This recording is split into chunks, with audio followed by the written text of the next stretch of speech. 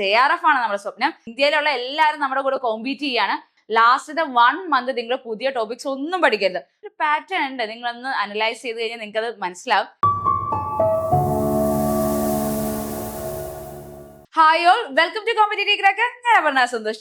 Net economics എക്സാമിന് നമ്മുടെ മുന്നിൽ 6 മാസമാണ് ഇനി അടുത്ത എക്സാം വരാനുള്ളത് അല്ലേ. അപ്പൊ ഈ 6 മാസം കൊണ്ട് എങ്ങനെ നെറ്റ് JRF എന്നുള്ള നിങ്ങളുടെ സ്വപ്നം അച്ചീവ് ചെയ്യാന്നാണ് നമ്മൾ ഈ വീഡിയോ നോക്കുന്നത്. ഈ 6 മാസം മതി നിങ്ങൾക്ക് വൃത്തിയായി പഠിച്ച് JRF നേടാൻ. വെറും 6 മാസം മതി. ഓക്കെ, അപ്പൊ എങ്ങനെയാണ് അത് എത്തുന്ന ആ ഒരു സ്വപ്നത്തിലേക്ക് നമുക്ക് നോക്കിയാലോ. അപ്പൊ നിങ്ങൾക്ക് അറിയാം, ഈ ഒരു ആദ്യമായിട്ട് എക്സാം എഴുതുന്നവർക്കാണെങ്കിലും അറിയാം എങ്ങനെയാണ് നെറ്റിന്റെ പാറ്റേൺ എന്നൊക്കെ അറിയായിരിക്കും അല്ലെ. എന്നാലും നമുക്കൊന്ന് പറഞ്ഞു തരാം. 150 ചോദ്യങ്ങളാണ് നമുക്കുള്ളത്. എത്ര ചോദ്യങ്ങളുണ്ട്? 150 ക്വസ്റ്റ്യൻസ് ആണ് നമുക്കുള്ളത്. എത്ര മാർക്കിലാണ്? 300 മാർക്കിൽ. അതായത് 2 മാർക്കാണ് ഓരോ ക്വസ്റ്റ്യനും. അപ്പോൾ 50 മാർക്കാണ് പേപ്പർ 1നും. പേപ്പർ 2ല് എത്രയാണ്? 100 ആണ്. പേപ്പർ 2ല് 100 ചോദ്യങ്ങൾ. അങ്ങനെ ഓരോന്നിനും ഇത് വെച്ച് പേപ്പർ 1ല് 100 മാർക്ക്, പേപ്പർ 2ന് 200 മാർക്ക് എന്നുള്ള രീതിയിലാണ്. ഈ പേപ്പർ 2 ആണ് നമ്മുടെ എക്കണോമിക്സ് എന്ന് പറയുന്നത്. പല കുട്ടികളും പേപ്പർ 2ല് അല്ലെങ്കിൽ എക്കണോമിക്സ് നന്നായിട്ട് ഫോക്കസ് ചെയ്യായിരിക്കും. പേപ്പർ 1ന് വിട്ട് കളയുന്ന സാഹചര്യമുണ്ട്. പേപ്പർ 2വിനേക്കാൾ ഏറ്റവും ഇമ്പോർട്ടന്റ് പേപ്പർ 1 ആണ്. നമ്മൾ എക്കണോമിക്സ് അത്യാവശ്യം വാസ്റ്റ് ആണ്, ദൂരം പഠിക്കേണ്ടത്. അപ്പൊ പേപ്പർ 1 നിങ്ങൾക്ക് സുഖമായിട്ട് ശരിക്കും പഠിക്കാൻ പറ്റും. ഈ ഒരു 6 മാസം കൊണ്ട് നിങ്ങൾക്ക് വൃത്തിയായിട്ട് പേപ്പർ 1ഉം പേപ്പർ 2ഉം ഒക്കെ സുഖമായിട്ട് പഠിക്കാൻ പറ്റും. അപ്പൊ പേപ്പർ 1 ഒരിക്കലും നിങ്ങൾ വിട്ട് കളയരുത്. അതിലാണ് നമ്മുടെ മാർക്ക് ഏറ്റവും കൂടുതൽ ഇരിക്കുന്നത്. അതുപോലെ നമ്മുടെ ആദ്യത്തെ ഡേറ്റ് ഇന്റർപ്രിട്ടേഷൻ ഒക്കെ ഇല്ലേ, അതൊക്കെ നന്നായിട്ട് ഡെയിലി വർക്ക്ഔട്ട് ചെയ്ത് കഴിഞ്ഞാൽ അതൊക്കെ സുഖമായിട്ട് നിങ്ങൾക്ക് എന്താ എക്സാമോട് സുഖമായിട്ട് ആൻസേഴ്സ് ഒക്കെ കണ്ടെത്താൻ പറ്റൂ അല്ലേ. അപ്പൊ എത്ര മാർക്ക്? നമ്മുടെ എക്കണോമിക്സ് ആണ് നമ്മൾ ഇന്നിവിടെ ഡിസ്കസ് ചെയ്യാൻ പോകുന്നത്. അപ്പൊ എക്കണോമിക്സിൽ 100 ചോദ്യങ്ങൾ 200 മാർക്കാണ് നമുക്കുള്ളത്. അപ്പോ അറിയാം MCQ ടൈപ്പ് ക്വസ്റ്റ്യൻസ് ആണ് നമുക്ക് വരുന്നത്. നേരത്തെ അങ്ങനെ അല്ലായിരുന്നു. ഇപ്പൊ നമുക്ക് എന്താ MCQ ടൈപ്പ് ക്വസ്റ്റ്യൻസ് മാത്രമല്ല, അതായത് ഒബ്ജക്റ്റീവ് ടൈപ്പ് എക്സാം ആണിത്. അതുപോലെ തന്നെ കോൺസെപ്ച്വൽ ക്ലാരിറ്റി ആണ്. നമ്മളൊരു കാര്യം വെറുതെ കാണാപ്പാടം, ഒരു തിയറി എടുത്ത് അതിനെ കാണാപ്പാടം പഠിച്ചിട്ട് ഒരു കാര്യമില്ല. പ്രത്യേകിച്ച് നെറ്റ് പോലെ ഏതൊരു ഒബ്ജക്റ്റീവ് കോമ്പറ്റേറ്റീവ് ടൈപ്പ് എക്സാംസിലും വെറുതെ കാണാപ്പാടം പഠിച്ചിട്ട് ഒരു കാര്യമില്ല. നമ്മൾ എന്താണെന്നുള്ളത് ആ കോൺസെപ്റ്റ് ക്ലാരിറ്റി നിങ്ങൾക്ക് ക്ലിയർ ആയിട്ട് എന്താണ് ആ ഒരു തിയറി പറയുന്നതെന്ന് ഡീപ്പായിട്ട് നിങ്ങൾ മനസ്സിലാക്കുക. എങ്കിൽ മാത്രമേ നമുക്ക് ഈ ഒരു നെറ്റിൽ അത്രമേ ഒരു തിയറി അത്രമേ നന്നായിട്ട് എത്രമാത്രം നമുക്ക് അറിയാം എന്നാണ് അവിടെ ചെക്ക് ചെയ്യുന്നത്. അപ്പൊ നമ്മൾ വെറുതെ കാണാപ്പാടം പഠിച്ചിരുന്ന ക്വസ്റ്റ്യൻ കാണുമ്പോഴത്തേക്ക് ഇത് എന്താ ചോദിച്ചത്, നമ്മൾ പഠിച്ച ഏരിയയാണെങ്കിൽ ഇത് എന്താ ചോദിച്ചേക്കുന്നത് നിങ്ങൾക്ക് മനസ്സിലാവില്ല. അതുപോലെ തന്നെ നമ്മുടെ PYQ മനസ്സിലാക്കി വേണം. ഒരിക്കലും നെറ്റിൽ റിപ്പീറ്റഡ് ക്വസ്റ്റ്യൻസ് വരില്ല. പക്ഷെ ചില ഏരിയാസ്, ചില പാറ്റേണുകളിൽ നിന്ന് സ്ഥിരമായി ചോദ്യം ചോദിക്കാൻ സെയിം ക്വസ്റ്റ്യൻസ് വരുമെന്ന് ഞാൻ പറയുന്നില്ല. ചില പാറ്റേണുകൾ സെയിം ആണ്. അത് മനസ്സിലാക്കി വേണം നിങ്ങൾ പഠിച്ചു തുടങ്ങാൻ കേട്ടോ. അപ്പൊ സ്റ്റുഡൻസ് സാധാരണഗതിയിൽ വരുത്തുന്ന ഒരു മിസ്റ്റേക്ക് എന്ന് പറഞ്ഞാൽ ഒരു ഓർഡർ ഇല്ലാതെ അവിടെ നിന്ന് ഇവിടെ നോക്കി പഠിച്ചു പോവുക, അല്ലെങ്കിൽ എന്താ PYQ ഞാൻ പറഞ്ഞല്ലോ ആ ഒരു പാറ്റേൺ നിങ്ങൾ മനസ്സിലാക്കണം. ക്വസ്റ്റ്യൻസ് ചോദിക്കുന്ന രീതി മനസ്സിലാവാതെ നമ്മൾ പഠിച്ചിട്ട് കാര്യമില്ല. അതുപോലെ നോട്ട്സ്, സ്റ്റാൻഡേർഡ് ആയ നോട്ട്സ് ഇല്ല, നോട്ട്സ് മാത്രം, ടെക്സ്റ്റ് ബുക്ക് ഇല്ല, റിവിഷൻ ഇല്ല, അതൊക്കെ പഠിക്കുമ്പോൾ ഉള്ള പ്രശ്നങ്ങളാണ്. നമ്മളിപ്പോ ഇപ്പൊ 6 മാസമുണ്ട്. നാളെ പഠിക്കാം, മറ്റന്നാളെ പഠിക്കാം, അങ്ങനെ എന്താ നമ്മൾ അടുത്ത ആഴ്ച പഠിക്കാന്ന് പറഞ്ഞാൽ നീണ്ടു പോകും. ഇതിന്റെ ഏറ്റവും ഇമ്പോർട്ടന്റ് നെറ്റ് പഠിക്കണമെന്ന് കൺസിസ്റ്റൻസിയാണ്. ഇന്ന് ഞാൻ ഇത് പഠിക്കുന്ന പറഞ്ഞാൽ അത് പഠിച്ചിട്ട് വേണം നിങ്ങൾ എന്താണ് അടുത്തയിലേക്ക് പോകും. ഇന്ന് ഞാൻ ഈ ഒരു ടോപ്പിക്ക് തീർക്കുമെങ്കിൽ ഈ ഒരു ടോപ്പിക്ക് തീർത്തിരിക്കണം. കൺസിസ്റ്റൻസി ഇല്ലാതെ ഒരിക്കലും നെറ്റ് നിങ്ങൾക്ക് ക്രാക്ക് ചെയ്യാൻ പറ്റില്ല കേട്ടോ. അത് മാത്രമല്ല, നമ്മുടെ കോളേജിലുള്ള നോട്ട്സ് മാത്രം വെറുതെ തിയറി ഇങ്ങനെ വാരി വലിച്ച് പഠിച്ചിട്ടൊന്നും ഒരു പ്രയോജനമില്ല. അങ്ങനെയല്ല നെറ്റിന് ക്വസ്റ്റ്യൻ ചോദിക്കുന്നത് കേട്ടോ. അപ്പോൾ ആ ഒരു ബുക്ക് നോട്ട്സ് നമ്മുടെ PGയിലെയും UGയിലെയും വാരി വലിച്ച് പഠിച്ചിട്ട് കാര്യമില്ല. അതുപോലെ സ്റ്റാൻഡേർഡൈസ്ഡ് അല്ല. ഇപ്പൊ PGയിലെ ടെക്സ്റ്റ് ബുക്ക് റെഫർ ചെയ്ത് പഠിച്ചവർക്ക് അത്ര പ്രശ്നം ഉണ്ടാവില്ല. ഗ്യാപ്പ് ഒക്കെ വന്നവർക്ക് അത് പ്രശ്നം ഉണ്ടാവും. ഒരു സ്റ്റാൻഡേർഡൈസ്ഡ് ആയിട്ടുള്ള ടെസ്റ്റ് റെഫർ ചെയ്ത് തന്നെ വേണം നിങ്ങൾ പഠിക്കാൻ.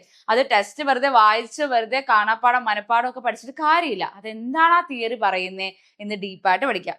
ഒരു തിയറി പഠിക്കാൻ എടുക്കുമ്പോൾ എന്ത് ചെയ്യണം? ഒരു തിയറിയിൽ ആര് കൊണ്ടുവന്നു, എന്താണ് ആ തിയറി മെയിൻലി പറയുന്നത്, അസംഷൻസ്, ക്രിറ്റിസിസംസ്. അസംഷനിൽ നിന്നാണ് ഇഷ്ടം പോലെ, എസ്പെഷ്യലി ഇന്റർനാഷണൽ ഗ്രോത്ത് ആൻഡ് ഡെവലപ്മെന്റിൽ നിന്നൊക്കെ ആ യൂണിറ്റിൽ നിന്ന് ഏറ്റവും കൂടുതൽ എന്താണ് അസംഷനെ ബേസ് ചെയ്ത് ഇഷ്ടം പോലെ സ്റ്റേറ്റ്മെന്റ് ടൈപ്പ് ക്വസ്റ്റ്യൻസ് ചോദിക്കണം. അപ്പൊ അസംഷൻസ് അത്രയും ഇമ്പോർട്ടന്റ് ആണ് കേട്ടോ. അതുപോലെ ഓരോ ഇക്വേഷൻസും വളരെ വളരെ ഇമ്പോർട്ടന്റ് ആണ്.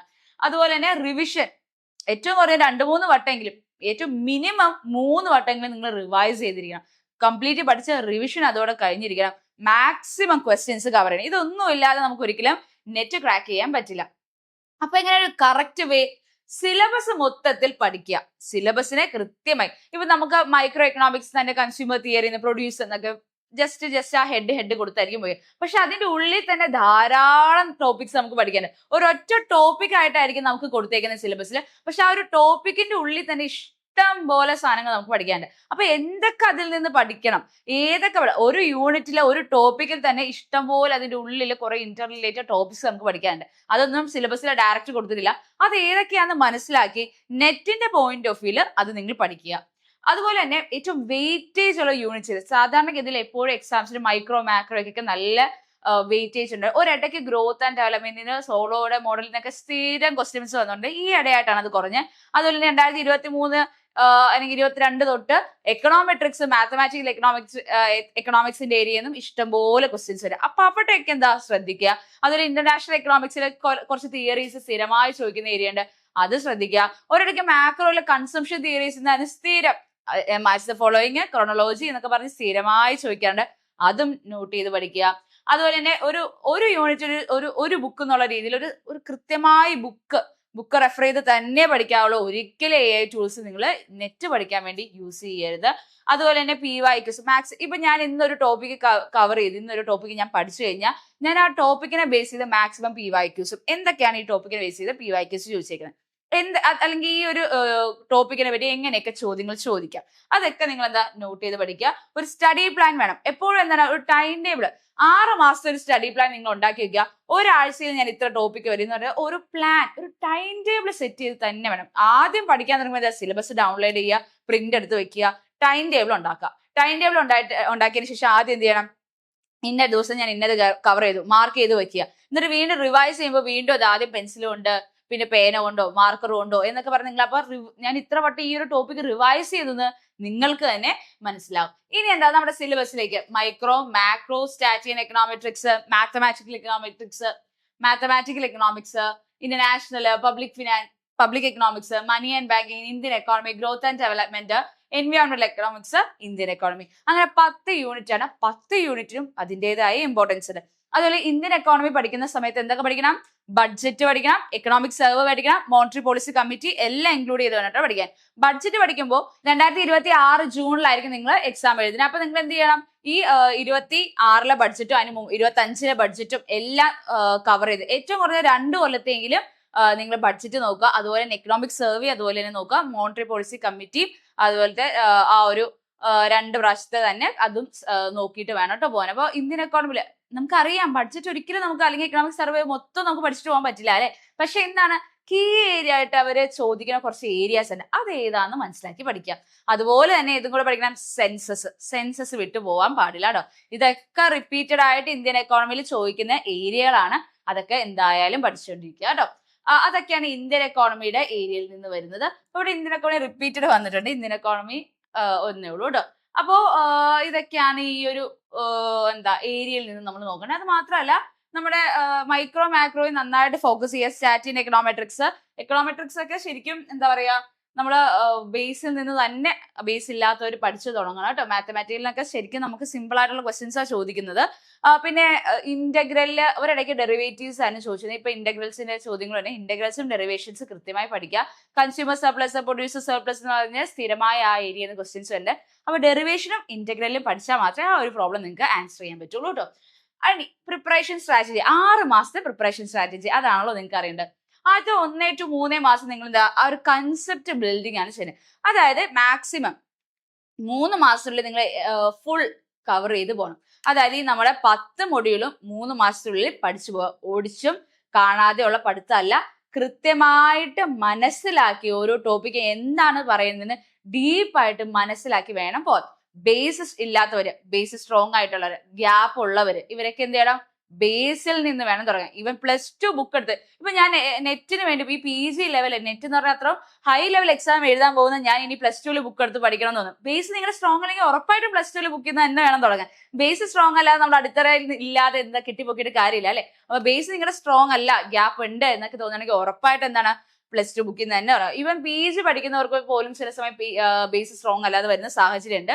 സോ ഉറപ്പായിട്ട് നിങ്ങൾ എന്ത് ചെയ്യണം, ബേസ് സ്ട്രോങ് ആയിട്ട് തന്നെ പോകണം. ഇപ്പൊ PG പഠിക്കുന്നവർക്ക് പിന്നെയും ഈ കൺസെപ്റ്റ്സ് ഒക്കെ കുറച്ചുകൂടെ അറിയായിരിക്കും. എന്നാലും നമ്മൾ എന്താ ഒന്നിനും ലാഘവത്തോടെ കാണരുത്. കാരണം JRF ആണ് നമ്മുടെ സ്വപ്നം. എത്ര പേരുണ്ടല്ലേ നമ്മുടെ കൂടെ ഈ രാജ്യത്ത്, ഇന്ത്യയിലുള്ള എല്ലാവരും നമ്മുടെ കൂടെ കോമ്പീറ്റ് ചെയ്യാണ്. അപ്പൊ നമുക്ക് ജയിക്കണമെങ്കിൽ എന്താ, നമ്മൾ എപ്പോഴും നമ്മുടെ ഒരു എക്സ്ട്രാ കൊടുക്കണം. അതുപോലെ തന്നെ 4-5 മാസങ്ങൾ നിങ്ങൾ എന്തിനാ PYQ ബേസ്ഡ് ആയിട്ട് പഠിക്കാം. മാക്സിമം ക്വസ്റ്റ്യൻസ് ചെയ്തേക്കാം, റിവൈസ് ചെയ്തോണ്ടേ ഇരിക്കാം. അവസാനത്തെ 6 മാസം ലാസ്റ്റ് മന്ത് നമ്മൾ എന്ത് മാത്രമേ ചെയ്യുള്ളൂ, റിവിഷൻ. ഒരിക്കലും എസ്പെഷ്യലി 2 മാസം മുമ്പ്, നമുക്കിപ്പോ സമയം ഉള്ളതുകൊണ്ട് 2 മാസം മുമ്പ്, അല്ലെ ഏറ്റവും കുറഞ്ഞ ലാസ്റ്റത്തെ 1 മന്ത് നിങ്ങൾ പുതിയ ടോപ്പിക്സ് ഒന്നും പഠിക്കരുത്. എത്രമാത്രം റിവൈസ് ചെയ്യുക, എത്രമാത്രം ക്വസ്റ്റ്യൻസ് ചെയ്യുക എന്ന് മാത്രമേ ഫോക്കസ് ചെയ്യാവുള്ളൂ. അതുപോലെ preparation should move from depth, integration and speed. നമ്മൾ ആദ്യം എന്താണ്, നമുക്ക് എപ്പോഴും ഒരു പേസ് വേണം. എന്ന് വെച്ചാൽ വാരി വലിച്ച് വേഗം പഠിക്കണം എന്നല്ല, ഒരു പേസിൽ വേണം നിങ്ങൾ പഠിച്ചു പോകാൻ കേട്ടോ. അപ്പൊ ആദ്യത്തെ 1-3 മാസം ഞാൻ പറഞ്ഞു എങ്ങനെയാണ് നമ്മൾ ചെയ്യുന്നത്, തിയററ്റിക്കൽ ഫൗണ്ടേഷൻ വേണം നമുക്ക്. അതായത് ഓരോ യൂണിറ്റിനെയും സിസ്റ്റമാറ്റിക് ആയിട്ട് കവർ ചെയ്യുക, സ്റ്റാൻഡേർഡ് ആയിട്ടുള്ള ബുക്സ് യൂസ് ചെയ്യുക. ഇതൊക്കെ ബുക്സ് നമ്മൾ പറയാം കേട്ടോ. അതുപോലെ തന്നെ നോട്ട്സ്, ഞാൻ എപ്പോഴും പറയുന്ന കാര്യമാണ്. ഒരു തിയറി നമ്മൾ എടുത്തു, ഇപ്പൊ ഒരു തിയറി നമുക്ക് ഏതാ, ഒരു സോളോയുടെ മോഡൽ എടുത്തു എന്ന് വിചാരിക്കാം, ഗ്രോത്ത് ആൻഡ് ഡെവലപ്മെന്റ്. സോളോയുടെ മോഡൽ എന്താ, സോളോയുടെ മോഡലില് ഇപ്പൊ നമ്മള് എക്സോജീനിയസ് മോഡൽ എന്ന് പറയാ. ഏതൊക്കെയാണ് എക്സോജീനിയസ് മോഡലിലുള്ള എക്കണോമിസ്റ്റുകൾ ആരൊക്കെയാണ്, അല്ലെങ്കിൽ സോളോയുടെ മോഡൽ എടുത്തു, ഏത് ബുക്കിലാണ് വന്നത്, ഏത് വർഷമാണ് വന്നത്, സോളോയ്ക്ക് ഒരു നൊബേൽ പ്രൈസ് കിട്ടിയിട്ടുണ്ടെങ്കിൽ വേണമെങ്കിൽ അതും കൂടെ ആഡ് ചെയ്തു. എന്താണ് സോളോയുടെ മോഡൽ ശരിക്കും പറയുന്നത്, അസംഷൻസ്, ഭയങ്കര ഇമ്പോർട്ടന്റ് ആയിട്ട് അസംഷൻസ് എഴുതുക, മെയിൻലി അതിൻ്റെ അകത്തുള്ള പോയിന്റ്സ് എഴുതുക, ക്രിറ്റിസിസം എഴുതുക. ഓക്കെ, ഇത്രയും ആയിക്കഴിഞ്ഞാൽ ആ തിയറിയിൽ കമ്പയർ ചെയ്ത് എൻഡോജീനസിനെയൊക്കെ പഠിക്കുക. അപ്പൊ ആ നോട്ട് ചെയ്തതിനു ശേഷം എപ്പോഴെന്താ 2-3 പേജസ് വിടുന്നത് ഞാൻ എപ്പോഴും പറയും. എക്സ്ട്രാ ഭാവിയിൽ എപ്പോഴെങ്കിലും കിട്ടിക്കഴിഞ്ഞാൽ എന്തെങ്കിലും അതിന്റെ കൂടെ ആഡ് ചെയ്തുക. അതുപോലെ ടോപ്പിക് വൈസ് PYQs മാത്രമല്ല മാക്സിമം ക്വസ്റ്റ്യൻസും ചെയ്ത് നോക്കാൻ ശ്രദ്ധിക്കുക. അതുപോലെ തന്നെ സ്റ്റാൻഡേർഡ് ബുക്ക് റെഫർ ചെയ്യണമെന്ന് തന്നെയാണ് ഞാൻ എപ്പോഴും പറയുന്നത്. അതുപോലെ ഡയഗ്രാംസും, ഇപ്പോൾ നിങ്ങൾ ശ്രദ്ധിച്ചിട്ടുണ്ടാകുന്ന അറിയില്ല, പാസേജ് ടൈപ്പില് ഡയഗ്രാംസ്, ഇപ്പൊ ഡെഡ് വെയിറ്റ് ലോസ് അല്ലെങ്കിൽ എന്തെങ്കിലുമൊക്കെ ഡയഗ്രാംസ് ബേസ് ചെയ്ത് നമുക്ക് ആ ഒരു എത്ര മാർക്കാണല്ലേ, 5 ക്വസ്റ്റ്യൻസ് ഒക്കെ ചോദിക്കുന്നുണ്ട്. അപ്പൊ 10 മാർക്ക് അവിടെ തന്നെ ഉണ്ട്. ഇപ്പൊ ഡയഗ്രാംസ് കൃത്യമായി നോക്കുക. അസംഷൻസ് ഭയങ്കര ഇമ്പോർട്ടന്റ് ആണ് കേട്ടോ. അസംഷൻസ് എന്നാണ് ഏറ്റവും കൂടുതൽ ക്വസ്റ്റ്യൻസ് വരാൻ. PYQs നോക്കി പോവുക. അതുപോലെ തന്നെ റെക്കറിംഗ് ആയിട്ടുള്ള models, thinkers, prepare, short notes ഉണ്ടാക്കുക. ഇതൊക്കെയാണ് നമ്മുടെ എന്താ ചെയ്യേണ്ട കാര്യങ്ങൾ. അപ്പൊ ഷോർട്ട് നോട്ട്സ് ഉണ്ടാക്കൽ ഏറ്റവും ഇമ്പോർട്ടന്റ് ആണ്. എങ്ങനെയാണ് ചോദിക്കുന്ന പാറ്റേൺ എന്ന് മനസ്സിലാക്കി വേണം മുന്നോട്ട് പോകാൻ കേട്ടോ. അപ്പൊ എക്സാം ഓറിയന്റഡ് ആണ് നമ്മൾ ഫോക്കസ് ചെയ്യാൻ. ഏറ്റവും കുറഞ്ഞ അവസാനത്തെ 10 വർഷത്തെ PYQ എങ്കിലും ഏറ്റവും കുറേ ബെസ്റ്റ് നമ്മൾ 2018 തൊട്ട് നോക്കുന്നതാണ്. പക്ഷെ എന്നാലും 2015 തൊട്ടുള്ളത് നോക്കി പോവാ കേട്ടോ. നമുക്ക് എപ്പോഴും ക്വസ്റ്റ്യൻസ് മാക്സിമം നോക്കുന്നത് തന്നെയാണ് എപ്പോഴും നല്ലത്. റിപ്പീറ്റഡ് ടോപ്പിക്സ് ഏതാ നമുക്ക് എന്താ അതിൽ നിന്ന് മനസ്സിലായി. ഞാൻ പറഞ്ഞില്ല, ഒരിടയ്ക്ക് സോളോയുടെ ഏരിയ, കൺസെപ്ഷൻ, അങ്ങനെയൊക്കെ കുറച്ച് ഏരിയാസ് ഉണ്ട് സ്ഥിരമായിട്ട് ചോദിച്ചിട്ടുണ്ടെന്ന്. അപ്പൊ ആ ഒരു മാറ്റങ്ങൾ നിങ്ങൾക്ക് കൃത്യമായിട്ട് മനസ്സിലാക്കാൻ പറ്റും. നമ്മുടെ ഓരോ യൂണിറ്റിന്റെ സ്ട്രെങ്ത് മനസ്സിലാക്കുക. അതുപോലെ നിങ്ങളുടെ സ്ട്രെങ്ത്, നിങ്ങളുടെ ഏതാണ് നിങ്ങളുടെ വീക്ക് ഏരിയ എന്ന് മനസ്സിലാക്കി വേണം പഠിക്കാൻ. അതുപോലെ ഓരോ ചില ടോപ്പിക്സ് ഒക്കെ ഇന്റർലിങ്ക്ഡ് ആണ്, അതൊക്കെ അതനുസരിച്ച് പഠിക്കുക. നെറ്റ് എക്കണോമിക്സിന്റെ ബാക്ക് ബോൺ തന്നെ നമുക്ക് വേണമെങ്കിൽ എന്താ PYQ പറയാം. ഞാൻ റിപ്പീറ്റഡ് ആയിട്ട് റിപ്പീറ്റഡ് ക്വസ്റ്റ്യൻ വരുമെന്ന് ഞാൻ പറയുന്നില്ല. പാറ്റേൺ ഉണ്ട്, ഇതിനൊരു പാറ്റേൺ ഉണ്ട്. നിങ്ങളൊന്ന് അനലൈസ് ചെയ്ത് കഴിഞ്ഞാൽ നിങ്ങൾക്ക് അത് മനസ്സിലാവും. സെയിം പാറ്റേണിലാണ് ശരിക്കും നമ്മുടെ ക്വസ്റ്റ്യൻസ് തന്നെ. ഒരു എന്താ പറയാ, നമുക്കത് നമ്മൾ അനലൈസ് ചെയ്ത് പഠിക്കാൻ തുടങ്ങുമ്പോൾ നിങ്ങൾക്ക് അത് എന്തായാലും മനസ്സിലാകും. ഇനി അവസാനത്തെ 6 മാസം എന്താണ്, നമ്മള് ഫുള്ള് റിവിഷന് വേണ്ടി മാത്രമാണ് നമ്മൾ ചെയ്യുന്നത് അല്ലെ. മാക്സിമം മോക്ക് ടെസ്റ്റുകൾ, എല്ലാ ടെസ്റ്റുകളും PYQ ടെസ്റ്റുകൾ ചെയ്യുക. യൂണിറ്റ് വൈസ് നിങ്ങൾ റിവൈസ് ചെയ്യുക. ഫോർമുലാസ്, മോഡൽസ്, ഇപ്പൊ എന്തെങ്കിലും ഫോർമുല ഒക്കെ ഉണ്ടെങ്കിൽ നമ്മൾ എന്ത് ചെയ്യുക, അതെല്ലാം നോട്ട് ചെയ്ത് വെക്കുക കേട്ടോ. അതുപോലെ തന്നെ എന്താ ഫിഗേഴ്സ് അത്ര ഇമ്പോർട്ടന്റ് ആണ്. അപ്പൊ അത് നിങ്ങൾ എന്താണ് നോട്ട് ചെയ്ത് വെക്കുക കേട്ടോ. അതുപോലെ ഒരു ടോപ്പിക്കും, ഞാൻ നേരത്തെ പറഞ്ഞു, ഒരു ടോപ്പിക്ക് ലാസ്റ്റത്തെ 30 days നമ്മൾ എന്താണ് ഒരു ടോപ്പിക്കും പഠിക്കാൻ പാടില്ല. അത് റിവിഷന് വേണ്ടി മാത്രമായിരിക്കും കേട്ടോ. ഒന്നും നിങ്ങൾ പുതിയതായിട്ട് പഠിക്കാൻ പാടില്ല. ഇനി എന്താണ് റിവിഷൻ സ്ട്രാറ്റജി ഇമ്പോർട്ടന്റ് എന്ന് പറഞ്ഞാൽ, നെറ്റിന്റെ സിലബസ് വാസ്റ്റ് ഉണ്ട്. 10 യൂണിറ്റ് ഞാൻ പറഞ്ഞ ആ സിലബസിൽ അവർ ഓരോ ടോപ്പിക് കൊടുത്തിട്ടുണ്ടെങ്കിലും അതിൽ നിന്ന് തന്നെ എന്താ ഇഷ്ടം പോലെ നമുക്ക് പഠിക്കാനല്ലേ. ഓരോ ഇന്റർലിങ്ക്ഡ് ആയിട്ടുള്ള ടോപ്പിക്സ്, അതിൽ നിന്ന് തന്നെ എന്താ ഇഷ്ടം പോലെ നമുക്ക് പഠിക്കാനുണ്ട്. അതുപോലെ ഒരു വട്ടം മാത്രം പഠിക്കാൻ സഫീഷ്യന്റ് അല്ല. നമ്മൾ എത്രമാത്രം റിവൈസ് ചെയ്താൽ മാത്രമേ നമുക്ക് നെറ്റ് പാസ്സാവാൻ പറ്റുള്ളൂ. JRF കിട്ടണമെങ്കിൽ എന്താ അതിലേറെ നമ്മളൊന്ന് കഷ്ടപ്പെടണം അല്ലേ. അതുപോലെ ഞാൻ പറയുന്ന ഒരു point, revision converts knowledge into marks. നമ്മൾ മാക്സിമം റിവൈസ് ചെയ്താലേ നമ്മുടെ ബ്രെയിനിൽ അത് നിലനിൽക്കുള്ളൂ. എങ്കിൽ മാത്രമേ നമുക്ക് മാർക്ക് കിട്ടുള്ളൂ. ഏറ്റവും കുറഞ്ഞ എന്താ 3-4 വട്ടമെങ്കിലും എക്സാമിന് നമ്മൾ റിവൈസ് ചെയ്തിരിക്കണം കേട്ടോ. അപ്പൊ ഞാനൊരു ബുക്ക് പറഞ്ഞ മൈക്രോയ്ക്ക് അഹൂജ, കൗസിയാനോസ്, മാക്രോ വരുമ്പോൾ മാൻക്യൂ, ഡോൺ ബുഷ്, ഫിഷറിന്റെ, ഫോയറിന്റെ ഒക്കെ ബുക്ക് വരാം. മാത്സിലെ ചിയാങ്ങിന്റെ. എക്കണോമെട്രിക്സ് സ്റ്റാർട്ടിങ് എപ്പോഴും നമ്മൾ ഗുജറാത്തിയുടെ ടെക്സ്റ്റ് തന്നെയായിരിക്കും പറയുന്നത്. ഇന്റർനാഷണൽ വരുമ്പോൾ ക്രൂഗ്മാൻ, സൊഡൻസ്റ്റെയിൻ, മസ്ഗ്രേവ്, ബട്ടായി ഒക്കെയാണ് പബ്ലിക് എക്കണോമിക്സിൽ. ഇന്ത്യൻ എക്കോണമിയിൽ ഞാനൊരു ബുക്ക് പറയാത്ത, ഇപ്പൊ മുഷ്റാം പൂരിയുടെ ഒക്കെ ബുക്ക് വരുന്നുണ്ട്. പക്ഷെ എന്നാലും പല ബുക്സ് അതിൽ റെഫർ ചെയ്യണം. അതുപോലെ തന്നെ എന്താ സൊഡൻസ്റ്റെയിന്റെ ബുക്ക് ഉണ്ട്. അത് ഞാൻ പറഞ്ഞായിരുന്നല്ലോ. അപ്പൊ ഈ സാൽവറ്റോറിന്റെ ബുക്ക് ഇതെല്ലാം ഇമ്പോർട്ടന്റ് ആണ്. അതുപോലെ ബേസ് സ്ട്രോങ് അല്ലെങ്കിൽ ബേസ് പഠിക്കാനുള്ള ബുക്സും ഒക്കെ ഉണ്ട് കേട്ടോ. അപ്പൊ ബുക്സ് എന്താണ്, ബുക്ക് റെഫർ ചെയ്ത് മാത്രം പഠിച്ചാൽ മതി. നമ്മുടെ പണ്ടത്തെ UG PG നോട്ട്സ് ഒന്നും അല്ല റെഫർ ചെയ്യേണ്ടത്, ബുക്ക് റെഫർ ചെയ്ത് തന്നെ വേണം പഠിക്കാൻ കേട്ടോ. എന്നിട്ട് അതിൽ നിന്ന് നോട്ട്സ് ഉണ്ടാക്കി അത് വേണം റിവിഷന് വേണ്ടി യൂസ് ചെയ്യാൻ വേണ്ടിയിട്ട്. അപ്പോ ഏറ്റവും കുറഞ്ഞ 5 to 6 മണിക്കൂർ, ഇപ്പൊ സ്റ്റാർട്ടിങ്ങിൽ ഏറ്റവും 5 to 6 മണിക്കൂറെങ്കിലും നിങ്ങൾ ഡെയിലി പഠിക്കാൻ ശ്രമിക്കുക, ഏറ്റവും കുറഞ്ഞത്. ഓക്കെ, സ്റ്റാർട്ടിങ്ങിൽ നമുക്ക് പാടായിരിക്കും, നമ്മുടെ ഫ്ലോയിൽ ഇല്ല പഠിച്ചില്ലെങ്കിൽ സ്റ്റാർട്ടിങ്ങിൽ പാടായിരിക്കും. പക്ഷെ ഞാൻ ഇന്ന് തീരുമാനിച്ച ഈ ടോപ്പിക്ക് പഠിക്കാനെങ്കിൽ അത് പഠിച്ചിരിക്കുക, അതിനെ ബേസ് ചെയ്ത് ക്വസ്റ്റ്യൻ ചെയ്തിരിക്കുക. അതുപോലെ എന്താ, PYQs വിട്ടുപോവാതെ നോക്കുക. ഡെയിലി നമ്മൾ ചെറിയ ചെറിയ ഇന്ന് പഠിച്ച ടോപ്പിക്ക് ഇന്ന് തന്നെ റിവൈസ് ചെയ്തു പോവാം, ആഴ്ചയിൽ റിവൈസ് ചെയ്തു പോവാം. ഇന്റൻസിറ്റിയെക്കാൾ കൂടുതൽ കൺസിസ്റ്റൻസി. ഒരു കൺസിസ്റ്റന്റ് അല്ലാത്ത ഒരാൾക്കും ഒരിക്കലും നെറ്റ് കിട്ടാൻ പോകുന്നില്ല. കാരണം എന്താ, പഠിച്ചാൽ മാത്രമേ നമുക്ക് നെറ്റ് കിട്ടുള്ളൂ. കൺസിസ്റ്റന്റ് ആയിട്ട് പഠിക്കുക. ഇന്ന് ഞാൻ പഠിച്ചു, നാളെ ഞാൻ പഠിക്കുന്നില്ല എന്നല്ല, ഇന്ന് പഠിക്കും, നാളെ പഠിക്കും, മറ്റന്നാളും പഠിക്കും. പഠനം സിസ്റ്റമാറ്റിക്കും കൺസിസ്റ്റന്റും ആയിരിക്കണം.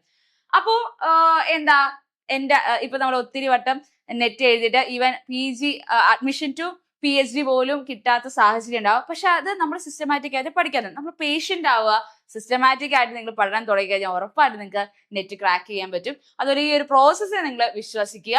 ആൻഡ് ഷോർട്ട് കട്ട്സ് ഇല്ല, പഠിച്ച് മാത്രമേ പാസ്സാവാൻ പറ്റുള്ളൂ.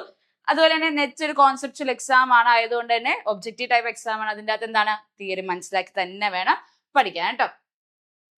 എന്താണ് നമ്മൾ ഇവിടെ പ്രൊവൈഡ് ചെയ്യുന്നതെന്ന് പറഞ്ഞു കഴിഞ്ഞാൽ, ഓരോ യൂണിറ്റ് വൈസ് ആയിട്ട് നമ്മൾ സ്ട്രക്ചർ ചെയ്ത് ഇന്ന യൂണിറ്റിൽ നിന്ന് ഈ ഏരിയാസിൽ എല്ലാത്തിൻ്റെയും നമുക്ക് റെക്കോർഡ് ക്ലാസ്സുകളുണ്ട്. അത് മാത്രമല്ല PYQ ബേസ്ഡ് ക്ലാസ്സുകളാണ് നമ്മുടെ എല്ലാം. Concept clarity PG level base strong അല്ലാത്തവർക്ക് അതനുസരിച്ച് നമ്മൾ കൊടുക്കും. അതുപോലെ എല്ലാ ദിവസവും റിവിഷൻ, നമുക്ക് ഡെയിലി ടെസ്റ്റ് അല്ലെങ്കിൽ പോൾസ് കൊടുക്കും. വീക്ക്ലി ടെസ്റ്റ് എന്തായാലും ഉണ്ട്, എല്ലാവരും അത് അറ്റൻഡ് ചെയ്യും. അത് കൂടാതെ നമുക്ക് ലൈവ് ക്ലാസ്സുകളുണ്ട്. ഓൾട്ടർനേറ്റ്, ഇപ്പോൾ ഇന്ന് പേപ്പർ 1 ആണെങ്കിൽ നാളെ എക്കണോമിക്സ് പേപ്പർ 1 എന്നുള്ള രീതിയിൽ പോകുന്നുണ്ട്. അല്ലെങ്കിൽ എക്കണോമിക്സ് മാത്രമായിട്ട് നമുക്ക് എടുക്കാം. നമുക്ക് ആഴ്ച 3 വട്ടം ലൈവ് ക്ലാസ് പോകുന്നുണ്ട്. അപ്പോൾ നമ്മുടെ പാറ്റേൺ അതാണ്.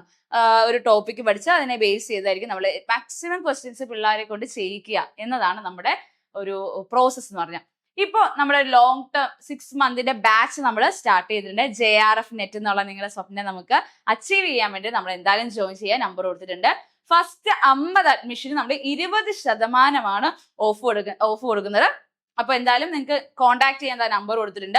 അത് കൂടാതെ തന്നെ നമുക്കൊരു ഫ്രീ ഗ്രൂപ്പും ഉണ്ട്, അതിന്റെ ലിങ്ക് നമ്മൾ ഡിസ്ക്രിപ്ഷനിൽ കൊടുത്തേക്കാം കേട്ടോ. അപ്പൊ എന്തായാലും ജോയിൻ ചെയ്യുക. ഈ 6 മാസം കൊണ്ട് JRF നിങ്ങളുടെ കയ്യിൽ വരും അല്ലെ. അപ്പൊ എന്തായാലും ഇപ്രാവശ്യം നെറ്റ്, അതായത് നമ്മുടെ 2026 ജൂണിലെ നെറ്റ് ക്രാക്ക് ചെയ്യണമെന്ന് ആഗ്രഹിക്കുന്ന എല്ലാവരും ജോയിൻ ചെയ്യുക കേട്ടോ. അപ്പൊ എന്താണ്, ഒരു റൈറ്റ് സ്ട്രാറ്റജി ഉണ്ടെങ്കിൽ നിങ്ങൾക്ക് ഉറപ്പായിട്ട് നെറ്റ് ക്രാക്ക് ചെയ്യാൻ പറ്റും. അതുകൊണ്ട് നേരത്തെ പഠിച്ചു തുടങ്ങുക, നന്നായിട്ട് പഠിക്കുക, സ്മാർട്ട് സ്റ്റഡി പ്ലാൻ തന്നെ വേണം. അതുപോലെ റിവൈസും ചെയ്യാം. ഓക്കെ, അപ്പോൾ എന്തായാലും എല്ലാവരും പഠിച്ചു തുടങ്ങുക. ഈ 6 മാസത്തിൽ നെറ്റ് ക്രാക്ക് ചെയ്യാൻ ആഗ്രഹിക്കുന്ന എല്ലാവരും നമ്മൾ ജോയിൻ ചെയ്യുക കേട്ടോ. അപ്പൊ ഇതുപോലത്തുള്ള വീഡിയോസ് നമ്മൾ ഇനിയും കൊണ്ടുവരുന്നതാണ്. അപ്പൊ വീഡിയോ ഇഷ്ടപ്പെടുമെങ്കിൽ ലൈക്ക് ചെയ്യുക, ഷെയർ ചെയ്യുക ആൻഡ് സബ്സ്ക്രൈബ് ചെയ്യുക. താങ്ക്